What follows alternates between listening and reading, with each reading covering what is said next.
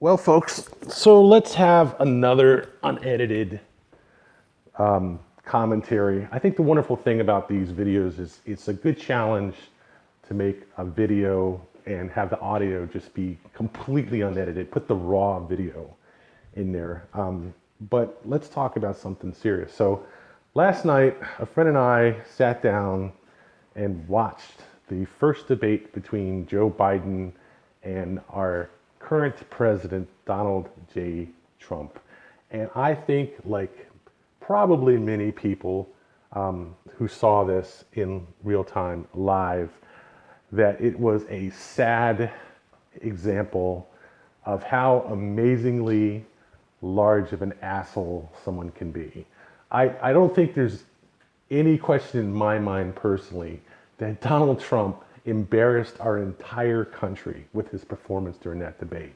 Now, of course, we know, and over the history of the presidential debates, the debates in general, that there have been a number of politicians who have stepped over other people in the debate and tried to dominate the debate with their opinions and their sayings and so forth with speaking over people. But Trump was like a psychopath on speed last night. And I think it's really important to understand certain things. One, he probably has done some good things for this country during his term in office. Okay. Number two, that he may be better in some ways than Biden. Yes, he may have some advantages in his policy. He may have some advantages in what he has done that historically the Democrats may have made some mistakes. And you could say that the GOP and Trump together, after rebounding from the debacle of the GOP nomination process, where Trump was selected as the GOP candidate, that after that, there may have been some pluses on their side. There's no question that it's simply not fair, okay, just not fair to say that the last 4 years have been an unmitigated disaster for the country and for the Democrats, for the people, for our economy, for our deficit, debt, all this manufacturing, foreign affairs, all this stuff. It's just impossible. That has been a complete disaster, okay? And that maybe some of what Trump has to say, of what the GOP has to say about their record, of what all these presidential spokespeople and political advisors and so forth, yes, maybe some of what they say is true, okay?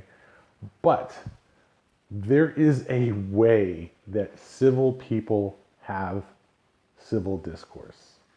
And if there's one thing that Trump did overwhelmingly, almost from the start, through the 90 minutes that my friend, who is a solid Trump fan, a solid GOP fan, solid fan of everything that Trump, just if there's one person I know who will look at anything and everything, every political issue, and see it as a plus for the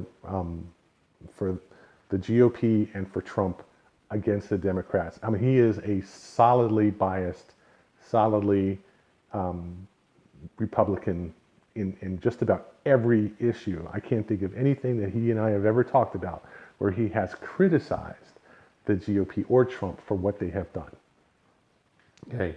He is a hard-boiled egg in favor of Trump and the GOP, and almost in the sense against what has happened, or what happened under Bush by the Democrats, what happened under Obama by the Democrats, what's happened under Trump by the Democrats. He is about as right-wing as you can get, okay? But he is at least sane in his discussions on this topic. I mean, he's definitely one of those guys who will talk more than he listens. He's definitely one of those people who's opinionated, and he definitely will run on, okay? But at least you can have a civil conversation with this guy. Trump was fucking crazy, okay, last night, in my opinion. You can't have a rational discussion with someone who is constantly talking. who will not listen, okay, who will not shut up and listen. And it just got to that point with him last night where he was talking 99.9% of the time. The moderator would tell him repeatedly, stop, stop. They just got to the point where he just said, stop talking, please. You've had your time. Let somebody else speak. And then he continued talking, where the moderator would say, okay, let's talk about, I want to talk to the vice president about this issue. And then Trump would say, yes, and then don't forget to ask him about this, and don't forget to ask him about that. His problem is, more than anything else, he is psychopathically intense, okay? Even when you try to have a reasonable discussion with him, you cannot, because the only thing he will talk about is what he wants to talk about. The only thing that will come out of his mouth is what he wants to say, regardless of whether or not it's true or not, regardless of whether or not it makes any sense or not. He will bullshit you up and down the street about what is actually going on. And you get catapulted into like this Trump world of, this is what Trump thinks, this is what Trump believes, this is what Trump says will happen, this is what Trump says would have happened if it wasn't for him, this is what Trump says this would have happened if it hadn't been for the opposition, the people who didn't agree with him. I can't see anybody working for this guy or working with this guy who doesn't just allow Trump to wash them, to flood them out of thinking. Okay, your mind just, we sat there, I know personally my mind went numb listening to him talk, trying not to listen to him talk when I wanted to listen to Biden, trying not to listen to Trump talk when I wanted to listen to the moderator, and he just numbs you to death with his opinion. And whether or not what he said was partially true or completely true or whatever, it all is secondary to that. There's no way I can see anybody having a rational conversation with this man. Okay, it's either what Trump believes, what Trump wants you to think, what Trump wants you to say, or nothing, because you cannot think around him. He dominates the entire issue. And I think there are a number of things that come out of this. He gets what he wants simply because people who are cultured, sane, reserved, have some sense of self-control, some sense of modesty, and most of all, some respect for other people in the room and in the conversation, okay, simply have no choice but either fight him or leave, or just mentally abandon the issue or physically abandon the issue. You can't argue with him. There's no way to have him listen to anything else that he doesn't want to actually believe. When he shuts up, it's like a sudden breath of calm, and then maybe, yes, you could have a discussion, but I'm guaranteeing you that there's no way he listens. He just doesn't listen to anyone that doesn't think what he wants to think. He's just like a gale force hurricane, just off the charts. And it speaks volumes to me about his respect for other people, okay? That it's not so much that he respects other people, he sees other people as an opportunity to express his will. That's what I read out of him more than anything else. What happened as a result of what he did is entirely up for him to decide. Nobody else's opinion matters, and you don't deal with Donald Trump unless you agree with him. You can't deal with him unless you agree with what he says, because you don't have a choice to argue with him. You don't have an opportunity to put in your opinion. He doesn't respect your opinion unless he agrees with him. And I don't know how many lies he told. I'm sure that there were a number of different lies. I could hear his contradiction with the news or other people, but it's like everything is fake news, nothing is true, the only thing that's true is what I'm telling you right now. I'm like going, dude, okay, saying that Biden plays golf more than you do, there are some things that have come out of this last 4 years that are indisputable truths, and one of them is that Trump is one of the most prolific playing presidents in our history. There is no way in hell that he can criticize Biden for playing golf while in office. Okay, number one, Biden has not been in office for the past 4 years. Trump has. And for Trump to even criticize Biden for what he says in terms of playing golf is ludicrous. This man is literally on pace to play golf twice as much as Obama did after spending all this time before the election of 2016 criticizing Obama for playing golf. He's playing golf twice as much as Obama did. There's just so many other factors. The whole issue of this Supreme Court justice seat, okay, has only really arisen because the GOP and Trump, as a non-politician, was so vocal about having Obama not decide who the next nominee was going to be, giving it up to people. When you hear, you can go back and look at the tapes. I'm sure this is going to come out a million times.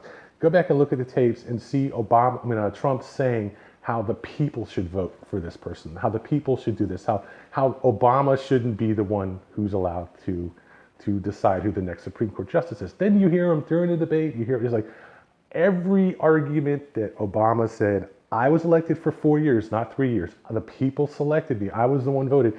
Every argument that Obama made, he comes spewing out, and he's just a total fucking hypocrite on that issue.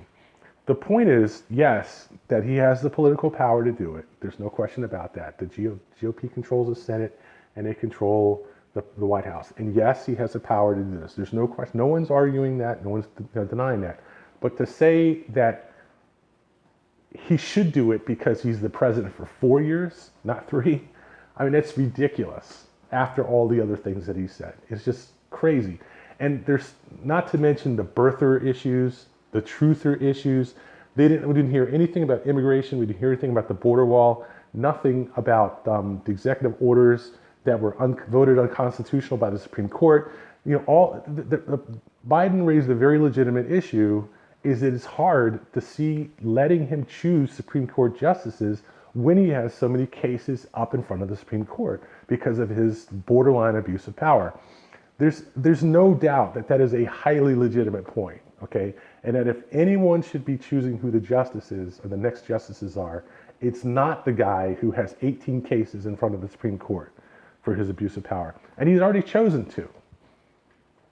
Okay, he's already chosen 2 already. Half or close to half of the Supreme Court will be Trump picks, okay? The way this is going. It'll be his 3rd pick out of 9, so a 3rd. But that's, it's still a lot. And not to mention that, yes, he will also have the month or 2 after the election and also choose Supreme Court justices. He mentioned that very clearly. And so I think it's very, very challenging to look at this guy and think that we can have a president, we need to have a president like this. He isn't a rational person. I don't think he's really got his mind in reality. I think he's got his mind in his own head, in his own fantasy reality. And to me, to be honest, it seems to me like if he was saying things that were true and they were actually right, and they were wise ideas, well-chosen ideas, successful ideas, that he'd let them speak for them. He'd let them speak for him. That he would have a calm discussion about the facts, not a rabid psycho discussion about what he believes are the facts. Okay, now, yes, we understand the coronavirus situation came on us suddenly, came on us intensely, but at the same time, to say that it's a minor issue and then blame Biden for how he handled the 2018 or 2008 swine flu, and then to claim that it's a China plague, and then to claim that we need to get the economy rolling and all this kind of stuff, and then to claim at the same time that he's very concerned about how people are getting sick and dying from coronavirus, and to claim that, again, go back into these claims that we'll have a vaccine next month and it won't be an issue. How many times has he said that it won't be an issue? Okay, how many times has he said that? To say that, well, we need to get the states open, we need to do this, that, and the other, we need to do all this kind of crap.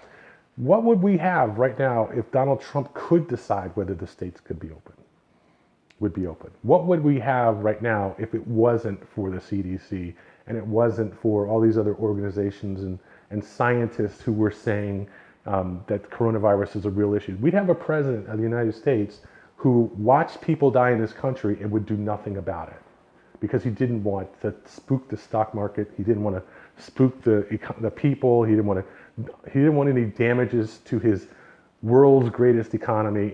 It just really makes you wonder how bad things would be if Donald Trump had more power. Okay? And I think the answer is very simple. Just look at his personal life. Just look at his personal life. The billions of dollars that he's gotten in loans, favored loans from Deutsche Bank, and then reneged on the loans, claiming that the 2008 financial, economic and market disaster was an act of God. He's not responsible for the money. So I'm not responsible for paying it back because so many other people lost money. It's not my fault, and I can't be held responsible.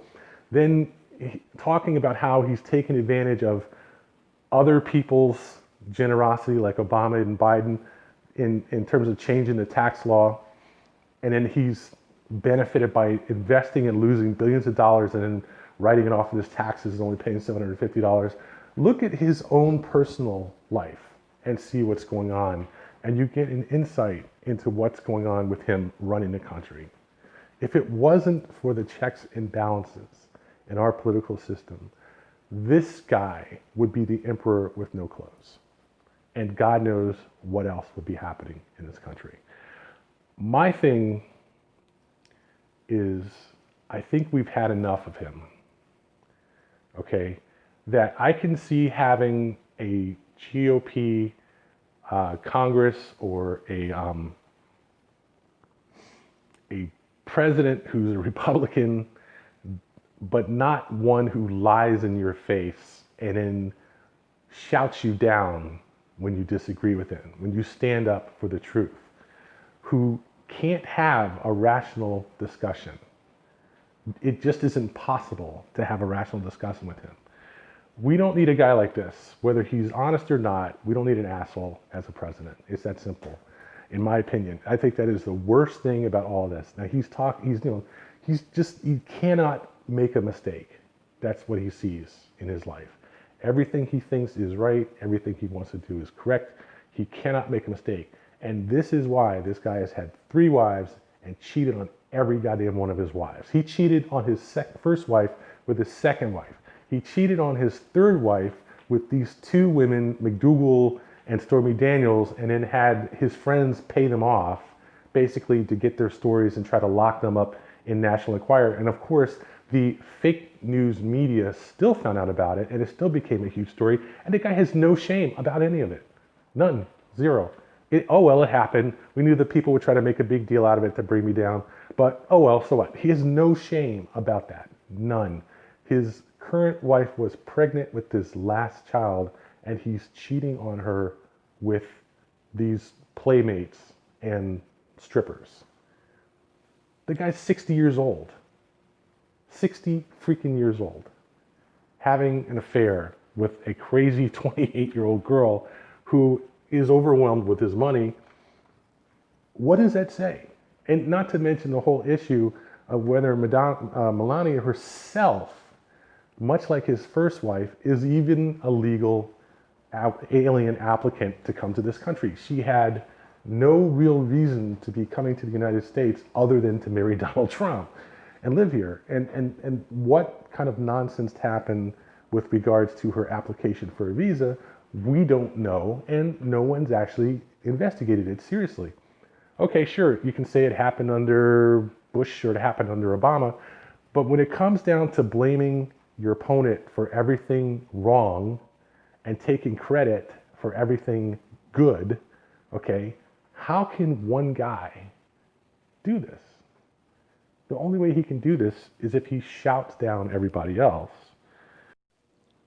I'm serious. I think he has turned this country upside down and inside out. He's taking every moral and ethical value that we have as a people, as a society, and turned it against ourselves by promising everybody what they want, that he can gather together as a coalition while delivering almost nothing of any substance to anyone except the people who support him directly. And even then, 25% of his administration is locked up or under indictment.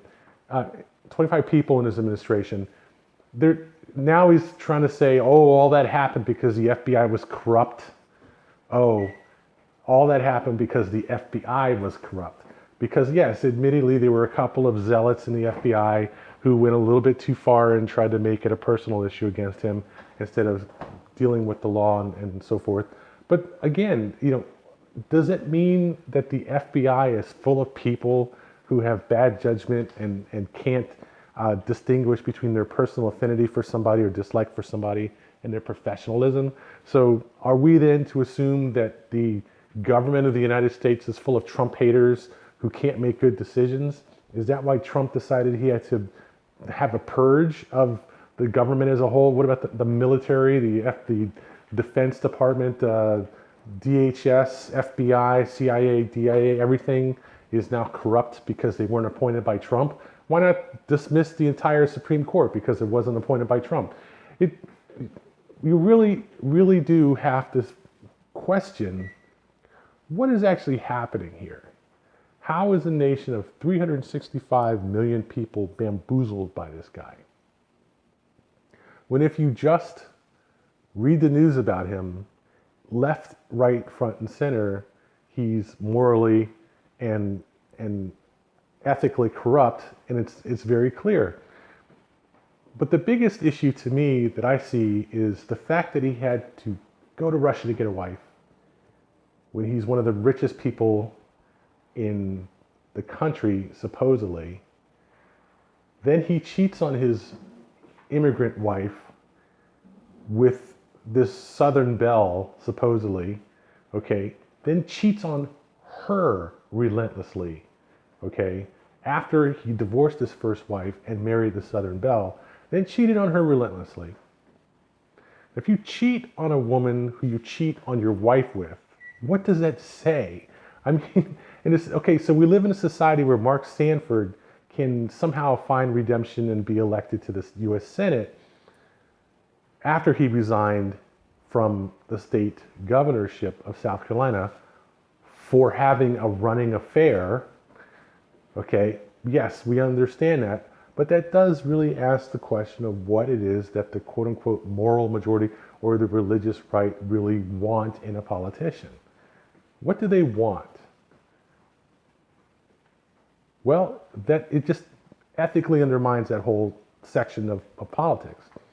We know what the corporate interests of the United States want: less taxes, more business investments, less red tape and all this kind of stuff. And yes, we can see how it's very easy to say that a billionaire, quote unquote, businessman will be happy to cut red tape and taxes and do all these things for corporate America. But what is it that's good for the country as a whole? Well, suddenly when what's good for Wall Street becomes good for America, that's all really great. You could argue that that's true for the most part, but then at the same time, when you start arguing about increasing tariffs, what does that say? Well, we know that tariffs are anti-competitive. We know that tariffs are nationalistic, and suddenly what's good for the country in terms of international trade is no longer good for our country because we can't trade well with our foreign partners. Oh, we're surprised that our foreign partners are stealing our technology. Gee, don't you think that every country that does trade, international trade, has to worry about that? Not just the United States. So, okay, is China the only country that's stealing our technology? What about Russia? Oh, gee, Russia's a great country. We should be more like them. Who said that? I didn't say that. That's what Trump has said, okay? On one hand, we have Trump people saying, or the government people saying that Russia is our enemy while China is just a problem. Well, maybe China is our enemy while Russia is just a problem. That's what Trump says. The thing is that there's so many issues out there politically that Trump has taken stands on which are questionable, debatable. There's no doubt about it, okay? But he could hold a rational debate. He could say, look, let's look at the facts, let's look at the logic, let's look at the history, let's look at where we want to go, let's look at what we'd like to accomplish, and let's look at what we actually have accomplished, okay? The problem is he's not willing to let the facts speak for him, okay? He tries to undermine everyone else's opinion. He undermines the media. Yes, maybe some of the media is hypocritical, maybe some of the media is reporting false information, but that's to be expected. That's how it is. That doesn't mean that the entire media is fake, that everything but what comes out of the White House press secretary is fake. The problem is he doesn't allow other people to have a discussion. He has to dominate the discussion. He has to dominate the issue as much as he possibly can. And what I think we've seen is over 4 years, Trump has his rallies where he sits there and talks for 3 hours, and Trump has his White House press briefings where he has one of his spokespeople sit up there and run the show, okay? But last night was really the first time since 2016 where it was Trump against one other person, and Trump absolutely blitzkrieged Biden and the moderator on that stage. And he was like the guy at the frat party hanging around at 2 o'clock in the morning, just harassing the shit out of everybody else in the room, okay, until he got what he wanted. No one in their right mind, ethically or morally, would deal with this guy one-on-one as a person if he exhibited this kind of behavior with them. They might agree with everything he says and they sit there and listen to him. Fine. But you're not going to deal with him. Okay? You can't deal with him. It's either his way or no way in a situation where you have to deal with Donald Trump. Now, how are we going to do business with foreign countries if everything has to be Donald Trump's way? How are we going to do business in our society? How are we going to have political relationships in our society? How are we going to have political discussions or anything in this society where everything has to be either Donald Trump's way or no way? We are lucky. We live in a situation in this country where we have separation of powers, where we have a functional and successful media system where other people are able to express their opinions in peace without being bull rushed by this giant fucking asshole. And that asshole was on full fucking display in his full asshole glory last night on television.